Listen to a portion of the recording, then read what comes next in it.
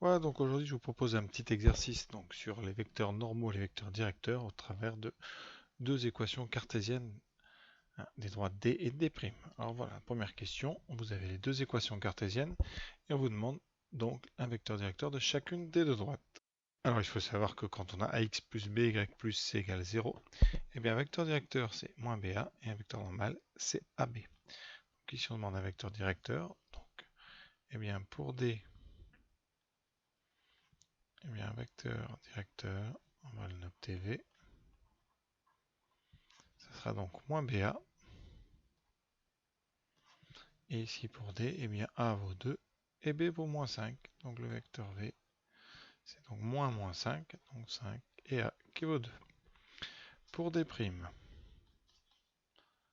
vecteur directeur, donc V', moins BA, donc ici je refais, hein, moins BA, donc moins 3 et 8.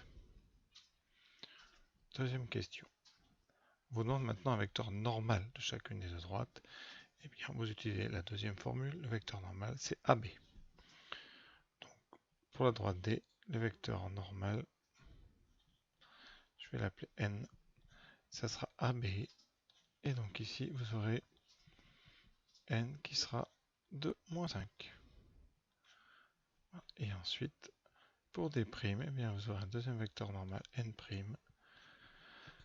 qui aura pour composante 8, 3.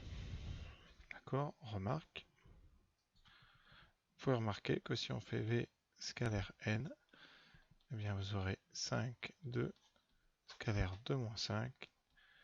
Et vous aurez donc 10, moins 10, qui fait 0. Donc c'est tout à fait normal pour une même droite, et bien avec tous les vecteurs directeurs sont orthogonaux à n'importe quel vecteur normal. Et vous aurez pareil pour V' et N'. Question 3. Eh bien, à quelles conditions deux droites sont-elles orthogonales? Eh bien, vous avez le choix. Si vous prenez les vecteurs normaux, eh bien, les vecteurs normaux doivent être orthogonaux. Si vous prenez les vecteurs directeurs, ils doivent être aussi orthogonaux. Et sinon, alors après c'est un peu plus tordu, mais vous pouvez prendre un vecteur normal de D qui sera collinaire à n'importe quel vecteur directeur de D'. Et inversement. Donc ici, je vais me contenter des vecteurs directeurs. Je vais donc regarder si V et V' sont orthogonaux. Donc je vais calculer tout simplement V scalaire V', qui me donnera donc 5, 2, scalaire, donc V', moins 3 et 8. On calcule 3 fois 5 fois moins 3, moins 15, plus 16. Vous trouvez 1 qui est différent de 0. Donc les deux vecteurs ne sont pas orthogonaux. Pour ceux qui préfèrent faire avec les vecteurs normaux, on aurait obtenu quoi? Eh bien n, qui est donc 2 moins 5, scalaire n', j'ai mis une parenthèse où il ne faut pas, 8, 3, et on aura obtenu 2 fois 8, 16, moins 15, égale 1, c'est différent de 0. Et avec n'importe lequel des deux, vous en déduisez que V et V' ne sont pas V et V' non orthogonaux. Et donc D et D',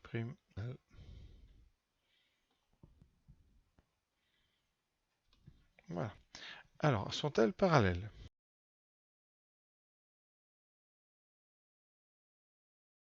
Pour voir si elles sont parallèles, il faut regarder le déterminant. C'est-à-dire qu'on va calculer le déterminant de VV'. Pour ceux qui ne savent pas exactement ce que c'est le déterminant, hein, eh bien, il suffit d'écrire les coordonnées de V, 5, 2, les coordonnées de V', moins 3, 8, et de faire, donc, je rappelle la formule, c'est x, y', moins x', y, c'est-à-dire ce petit produit 5 fois 8, 40, moins 2 fois moins 3, donc moins 6, ça donne 46. Et comme c'est différent de 0, eh bien, vous avez U, V et V' sont non collinaires. Donc, D' n'est pas, donc D' et D sont non parallèles. pouvez faire avec les vecteurs normaux, c'est exactement pareil. On calcule le déterminant de n, n'.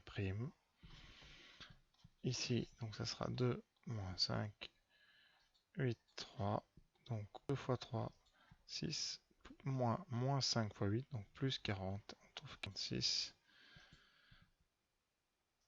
qui est différente des conséquences n et n'. Donc les deux vecteurs normaux sont non collinaires. Donc les droites ne peuvent pas être parallèles. Voilà. Petit exercice simple, vraiment de cours pour bien voir si vous avez compris comment on prouve une orthogonalité et comment on prouve un parallélisme. Donc évidemment ceci était un exercice de contrôle de connaissances un petit peu. Voilà, donc rien d'ambitieux, mais déjà bien savoir son cours, c'est une bonne chose. Donc à bientôt pour un autre exercice de ce style.